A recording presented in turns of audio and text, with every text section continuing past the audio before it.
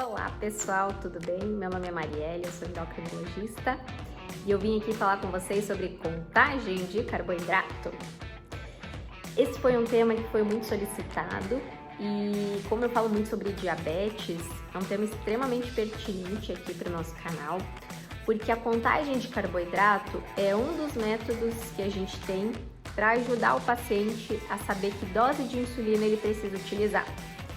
Como que esse método é utilizado e por quê? Esse método ele se baseia no metabolismo dos alimentos, de acordo com o que a gente come, aquilo tem uma carga de carboidrato e o carboidrato é que vai ser responsável pelo pico de glicose depois do que a gente come. Quando a gente pensa em glicose e insulina, a gente tem mais ou menos o que tem nesse gráfico aqui, ó. A nossa glicose, a gente tem ela no nível mais ou menos basal, que a gente chama, que é um nível que fica ali normalmente fornecendo energia para todas as células do nosso corpo. Toda vez que a gente se alimenta, a gente tem um pico dessa glicose. A glicose seria essa corzinha mais escura.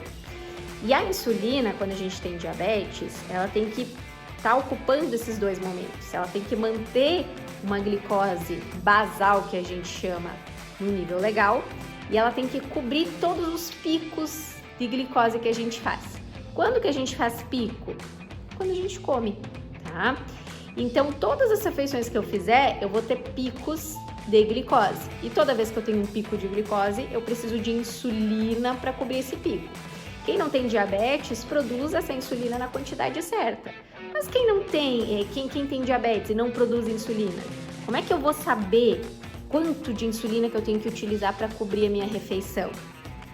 A lógica depende de como foi a minha refeição, Quanto mais comida eu comer, mais eu vou subir a glicose? Não necessariamente. E aí que entra a lógica da contagem de carboidrato.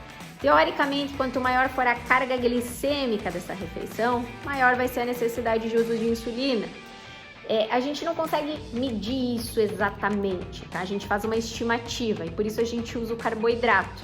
Olha só esse gráfico. Esse gráfico mostra pra gente a absorção dos alimentos, tá? O carboidrato, ele vira completamente glicose e rápido, tá?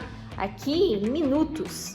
E isso a maior carga de todos os alimentos que a gente vai consumir é o carboidrato, tá? A proteína que está presente em carnes, em alguns outros alimentos, ela vai virar glicose em algumas horas, mas uma quantidade menor, tá?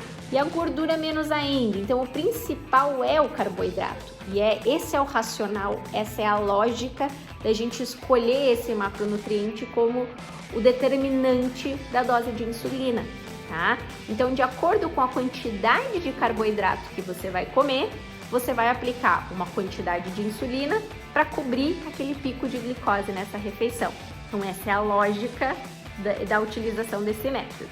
Eu vou fazer um vídeo agora explicando para vocês como fazer isso, tá bom? Se vocês se interessaram, só se ligar e acompanhar aqui no canal, tá bom? Beijão!